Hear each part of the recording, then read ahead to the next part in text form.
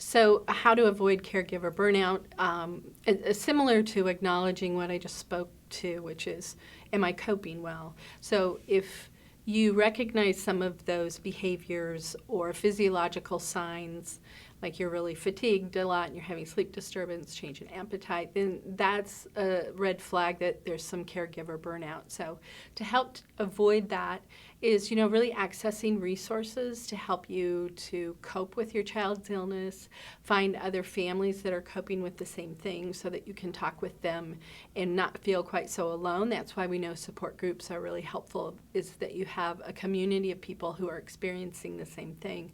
EOE is a relatively rare disease, and so a lot of my parents get on chat groups or online as a means of accessing some support and some resources.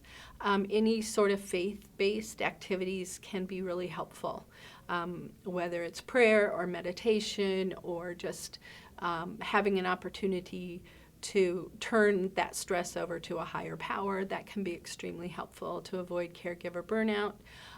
If you have a husband or wife or partner, looking at that division of labor, and could that be different in terms of caring for the child? So maybe the husband's going to be in charge of all the school-related things, or maybe most of the burden is on the mother. So let's look at that, and can someone else help with that burden? Not necessarily just a spouse, but school personnel, grandparents, people from a church or synagogue, those sorts of places. So really building your support base is probably one of the most key factors in avoiding that burnout.